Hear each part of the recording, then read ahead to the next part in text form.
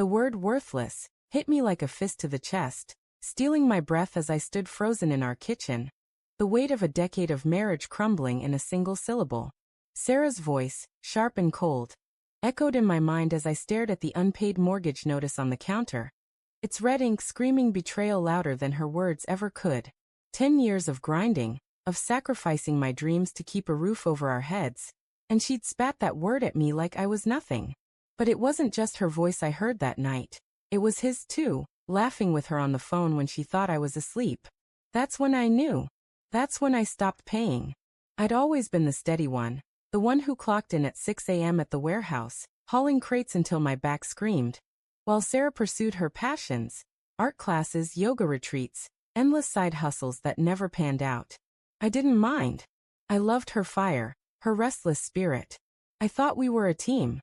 Every paycheck I poured into our life, our modest 2-bedroom house, the garden she loved, the vacations we took to keep her smiling. But somewhere along the way, her smiles faded, replaced by sharp sighs and cutting glances. I told myself it was stress, that she was just tired. I didn't see the truth until it was too late. It started with small things. She'd leave her phone face down, a habit she never had before. She'd stay late at her book club, coming home with wine on her breath and excuses that didn't add up. I trusted her though. I had to. Trust was the glue that held us together through the lean years. Through the miscarriage that left us both hollow. Through the fights about money and time. But trust is fragile, and hers was already cracking. One night, I woke up to the soft glow of her phone screen in the dark. She was in the bathroom, the door slightly ajar, her voice a hushed giggle. "He gets me, Tom," she whispered. "He doesn't make me feel trapped." My heart thudded, a sickening rhythm. Tom. Her coworker, the one she'd mentioned casually, the one with the flashy car and the easy charm. I lay there, pretending to sleep, as her words carved into me. She came back to bed, oblivious, and I stared at the ceiling until dawn, replaying every moment I'd missed. The next morning, I tried to confront her. "Sarah, are we okay?" I asked over coffee, my voice steady despite the storm inside. She barely looked up from her phone. "Don't be dramatic, Mark. I'm just busy." Her dismissal stung, but I swallowed it. I always did. I went to work, hauled crates, and came home to a house that felt emptier every day. Then came the night she called me worthless. We were arguing about the mortgage again. The payment was late, and the bank had sent a warning. I'd been picking up extra shifts, but it wasn't enough. "You're not even trying," she snapped, her eyes blazing. "You're just worthless." The word hung in the air, heavy and final. I waited for her to take it back, to soften, but she just turned away, her phone buzzing with a text that made her lips twitch into a smile. That's when I knew. It wasn't just a fight. It was the end. I didn't confront her right away. I couldn't. The pain was too raw, a mix of rage and grief that choked me. Instead, I dug. I checked her phone when she was in the shower, my hands shaking as I scrolled through texts. Tom's name was everywhere, flirty messages, late-night calls, plans to meet. There were photos, too, her laughing with him at a bar, his arm around her like it belonged there.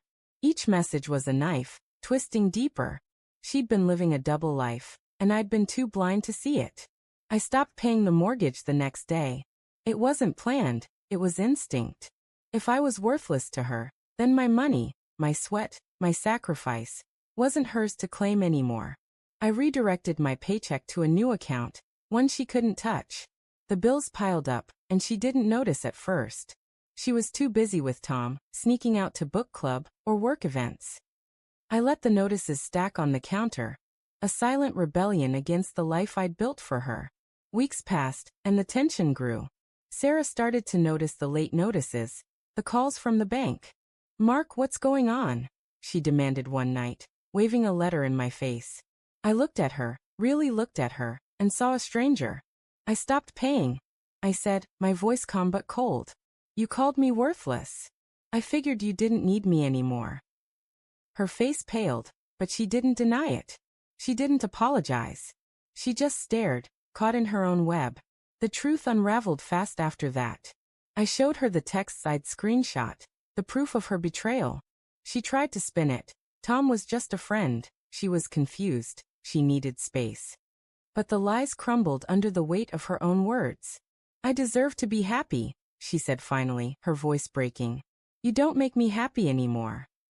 I laughed, a bitter sound that surprised even me. Then why stay? Why let me carry you all these years?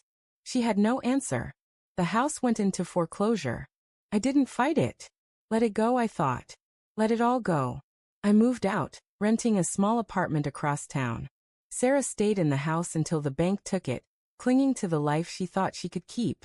I heard through mutual friends that she moved in with Tom, but it didn't last. He wasn't the savior she'd imagined. Just a man who liked the chase, not the commitment. I see her sometimes in passing at the grocery store or a coffee shop. She looks older now, the fire in her eyes dimmed. I don't hate her, not anymore. The heartbreak has dulled into something quieter, a scar that aches when it rains. I've rebuilt my life, piece by piece. A new job, a small circle of friends, a sense of worth I didn't know I'd lost. But I'll never forget that word, worthless. Or the moment I realized I was more than the sum of her lies. Standing in my new apartment, I look at the single photo I kept from our marriage. A candid of Sarah laughing in our old garden. I don't keep it out of love, but as a reminder. Trust is fragile, and so am I. But I'm not worthless. Never was.